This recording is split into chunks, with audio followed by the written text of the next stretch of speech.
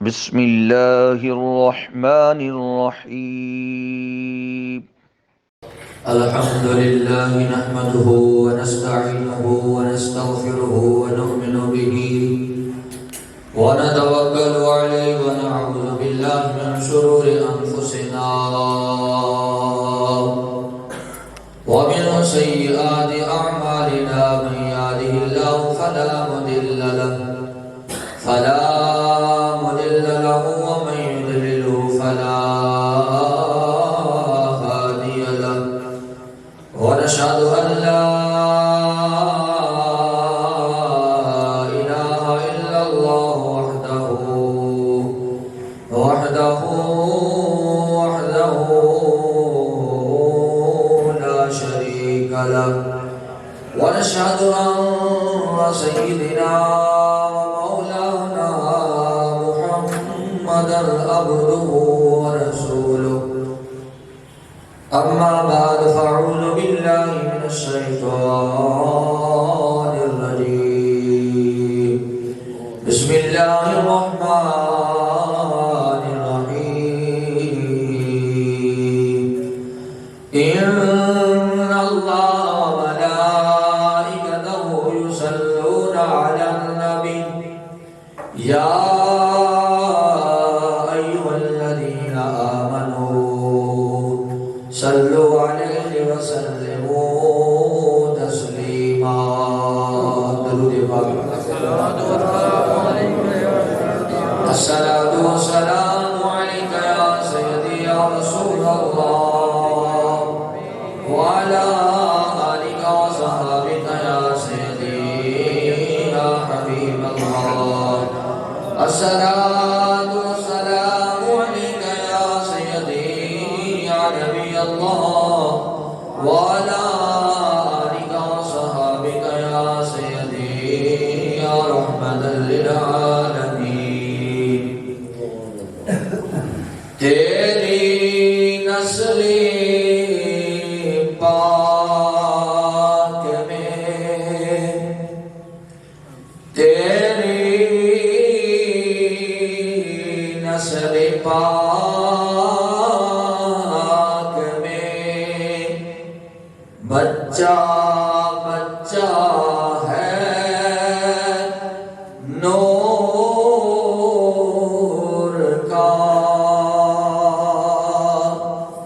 تیری نسل پاک میں ہے بچہ بچہ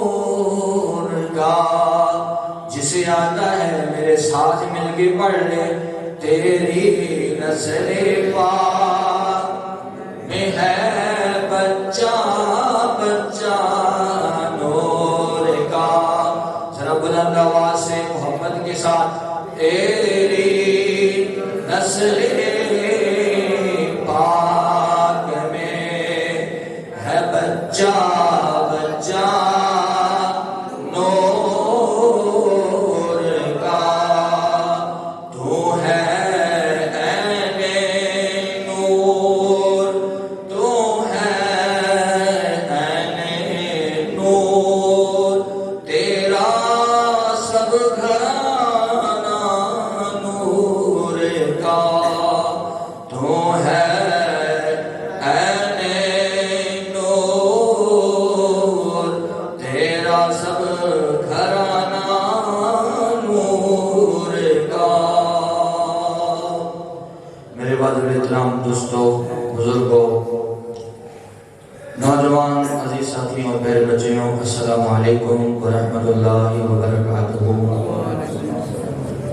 اللہ رب العزت دی حمد و ثنا کا محبوب علیہ السلام دی ذات والا شان دے درود پاک پڑھن دا شرف حاصل ہویا اللہ تعالیٰ اس ناچیز نو تمام سنن والے نو اللہ تعالیٰ عمل دی توفیق عطا فرمائے اور رمضان المبارک دا پہلا جمعہ اور دوسرا روزہ اللہ اس مقدس گھڑیاں اور ساعتیں صدقے اس مقدس ماہ مبارک صدقے جس کے اندر اللہ رب العزت کا اعلان ہے کہ میں جنت کے دروازے کھول دیتا ہوں، آسمانوں کے دروازے کھول دیتا ہوں، جہنم کے دروازے بند کر دیتا ہوں اور شیاطین کو سنگل لگا دیتا ہوں، اور پھر جنت کو میں مزین کر دیتا ہوں،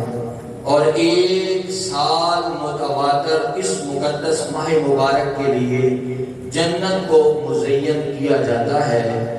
اور رب کریم کے ملائکہ عرض کرتے ہیں، حوریں عرض کرتی ہیں، سرکار کی حدیث مبارکہ ہے، حوریں بول کے کہتی ہیں کہ مالک اپنے بندوں کو ہماری طرف ذرا بھیجو، ہم ان کی انتظار میں ہیں، وہ جو تیرے بندے ہیں جن کے لیے تو نے جنت کو مزین کیا ہے، مہربانی کر مالک انہیں ہمارا شوہر بنا دے، ہمیں ان کی بیویاں بنا دے۔ یہ انعام، یہ لطف و کرم، یہ عنایت، یہ مہربانی اس امت کے لیے ہے۔ اگر یہ امت چھوٹا سا اقدام کرتی ہے، چھوٹا سا عمل کرتی ہے، چھوٹی سی نیکی کرتی ہے، جیسے مالک فرماتا ہے کہ اگر ذرہ کے برابر یہ امت شر کرے اس کا بھی حساب لیا جائے گا، اگر ذرہ کے برابر یہ امت نیکی کرے اس کی بھی جزائے خیر دی جائے گی۔ تو دوستو، رمضان المبارک کے جو فیوز و برکات ہیں وہ ہر انسان کو مجھ سمیت ایک تہیہ کر لینا چاہیے، اللہ سے عہد کرنا چاہیے کہ جو اس کے فیوز و برکات ہیں، جو اس کی برکتیں ہیں، جو اس کی فضیلت ہے، جو اس ماہ مبارک کو اللہ نے شان بخشی ہے، وہ شان ہم نے لینی ہے، حاصل کرنی ہے، اپنی جھولی کو سرسبز کرنا ہے، اپنی جھولی کو بھرنا ہے، اللہ کی برکات سے، اللہ کی رحمت سے اپنی جھولی کو مالا مال کرنا ہے۔ تو یہ بھی ساتھ عہد کر لے کہ ہم نے پورے 12 ماہ جو ہے وہ اللہ کے حضور جھکنا ہے، اللہ کے حضور سجدہ کرنا ہے، سچی پکی توبہ کرنی ہے۔ ایک رمضان المبارک کے ماہ مبارک میں صرف ہم نے عبادت نہیں کرنی، بلکہ کچھ تو ایسے لوگ ہیں رمضان المبارک میں بھی صرف جمعے کا روزہ رکھتے ہیں، باقی روزے نہیں رکھتے۔ تو میرے آقا دو جہاں آقا رحمت صلی اللہ علیہ وآلہ وسلم کا ارشاد سن رکھا ہے آپ لوگوں نے، علماء سے بار بار سنا ہے، سرکار نے فرمایا کہ اگر کسی آدمی نے رمضان المبارک کا ماہ مبارک پایا پھر وہ اپنے کے لیے بخشش نہ کروا سکا، یہ حدیث ہے سرکار کی، جس آدمی نے، میرے سرکار فرماتے ہیں، میرے امتی نے، میرے غلام نے، لا الہ الا اللہ کہنے والے نے رمضان المبارک کا مقدس ماہ مبارک اپنی زندگی میں لے لیا، پا لیا، سرکار فرماتے ہیں اگر وہ اپنی بخشش نہ کروا سکا، اپنے حق میں جنت نہ کروا سکا، سرکار آگے فرماتے ہیں اس کی ناک خاک آلود ہو جائے۔ ناراضگی کا اظہار آقا کریم فرماتے ہیں، ہمیں اس چیز پہ ذرا تھوڑا سا احساس کرنا چاہیے، سوچنا چاہیے کہ کیا یہ جو مقدس ماہ مبارک ہے 11 ماہ سے اسے ہم ڈیفرنٹ طریقے سے گزار رہے ہیں، کیا اس مقدس ماہ مبارک کی ہم نے کیا تیاری کی ہے، سارا دن میں ہم اس روزے کو کیا پروٹوکول دیتے ہیں۔ یاد رکھیں میرا موضوع اور ہے، بس ایک بات کر کے میں اپنی موضوع کی طرف چلتا ہوں۔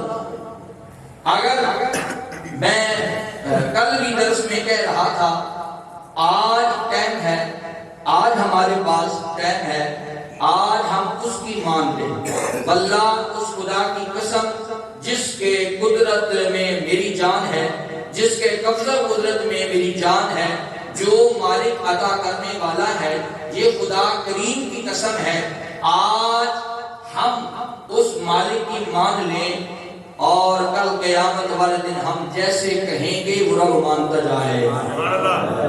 آج مان لیں، میں اکثر شعر یہ پڑھتا ہوں میاں صاحب کا، جس میں میاں صاحب نے اشارہ کیا کہ لوئے لوئے بھر لے کڑیے، جے دودھ بھاگا بھرنا شام پہ محمد تو گھر جاندی نے ڈرنا.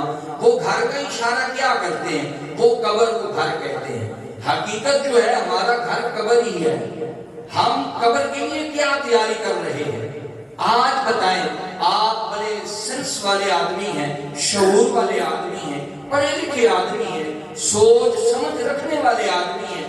آپ مجھے بتائیں، اپنے ہم گریبانوں میں جھانکے ذرا خیال کریں کہ کیا کسی کو کوئی کسی چیز کی گارنٹی نہیں ہے؟ کوئی جو آدمی چیز بناتا ہے اس کی تو گارنٹی دیتا ہے، جو گارنٹی دے رہا ہے اس کی اپنی گارنٹی تو نہیں ہے. آپ نے سن رکھا ہوگا کہ آدمی گھر سے کام کے لیے نکلا، گھر والوں کو مل کے نکلا، واپس اس کی چارپائی آئی، وہ خود لوٹا نہیں. ہماری زندگی تو یہ ہے. صحابہ کرام کا یہ ایمان تھا، صحابہ کا کیا نظریہ تھا؟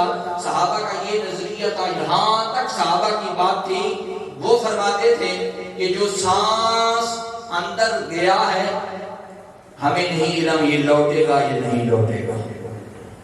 اندر سانس گیا ہے، اس کے لوٹنے سے پہلے وہ فرماتے ہیں ہم نے اپنی آخرت کی تیاری کرنی ہے. تو کیا ہمیں جب اپنی ذات کا مسئلہ ہو، معاملہ ہو، تو ہم فوراً صحابہ کرام کے اقوال کو لے آتے ہیں، حضور کی حدیث کو لے آتے ہیں، رب کے قرآن کو لے آتے ہیں. کیا صحابہ کا فرمان جو ہے، کیا حضور کی جو حدیث مبارکہ ہے، جو قرآن مجید ہے، یہ ہمارے ذاتی معاملات کے لیے ہے؟ کیا مجھے اپنی ذاتی معاملات ہو تو میں قرآن کا سہارا لوں، حضور کی حدیث کا سہارا لوں؟ اس کے علاوہ میرے لیے کوئی عمل کی ضرورت نہیں ہے؟ کیا مجھے عمل کرنے کی کوئی کوشش نہیں کرنی چاہیے؟ لہذا جمعہ المبارک، رمضان المبارک کا جمعہ ہے، تو یہ میرا میسج ہے کہ ہم نے اپنی آخرت کی تیاری کرنی ہے. آج ٹائم ہے ہمارے پاس، آج ٹائم ہے. دیکھیں کہ پچھلے رمضان المبارک میں کتنے لوگوں کے باپ تھے، آج نہیں ہے. کتنے لوگوں کے بیٹے تھے، باپ بھی تھے، آج باپ ہیں، بیٹے نہیں ہیں. کتنے لوگوں کے بیٹیاں تھیں، مائیں تھیں، آج مائیں موجود ہیں، بیٹیاں موجود نہیں ہیں. یہ کسی کے پاس سرٹیفکیٹ نہیں ہے میں نے اتنے سال رہنا ہے. یہ ایک ہماری اپنی ذاتی پالیسی ہے، میں نے 60 سال گزارنے ہیں، میں نے 50 سال گزارنے ہیں. لیکن بھائیوں، اب وہ 60 50 40 سال والا معاملہ ختم ہو چکا ہے. آج سرکار کی حدیث مبارکہ ہے، سرکار نے فرمایا قرب قیامت، یہ قیامت کی نشانیوں میں سے ایک نشانی ہوگی، زیادہ اموات جوانوں کی ہوگی. آج جوان لوگ دنیا سے جا رہے ہیں. کافی دیکھ رکھا ہوگا آپ نے، میں نے دیکھ رکھا ہے کہ بیٹے سب چلے گئے، باپ ابھی زندہ ہے، باپ سب سے بات لے گیا. مالک نے دنیا پہ لانے کی ترتیب رکھی ہے. پہلے باپ آتا ہے، پہلے ماں آتی ہے، بعد میں بیٹی اور بیٹا آتا ہے. لے جانے کی ترتیب نہیں ہے، اس کی لے جانے کی کوئی ترتیب نہیں رکھی مالک نے، بس لانے کا سسٹم اس مالک نے رکھا ہے. تو لہذا ہمیں تیاری کرنی چاہیے، کوشش کرنی چاہیے، اور اپنے ہر وقت ہمیں اپنا انتصاب کرنا چاہیے. ہم کس جگہ پہ کھڑے ہیں، کسی کو نہیں دیکھنا چاہیے کہ وہ آدمی یہ کر رہا ہے، فلان یہ کر رہا ہے، فلان یہ کر رہا ہے، زید یہ کر رہا ہے. نہیں، ہمیں کسی کو نہیں دیکھنا، ہم نے اپنے آپ کو دیکھنا ہے.